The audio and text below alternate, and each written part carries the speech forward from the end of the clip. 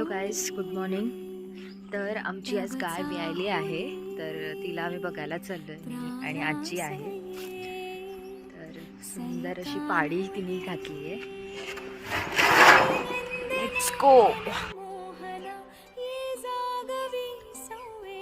तर हिअर माय आजी as usual ती सगळ्यांना बडबड करत. गायस, मी फर्स्ट टाइम आलेली आहे तिला बघायला. मी अजूनपर्यंत तिला बघितलं नाही आहे आणि असं सगळेजण बोलतात की ती आणि तिचं वासरू सेम टू सेम विजिबल आहे आणि सेम टू सेम दिसतंय. So let's see.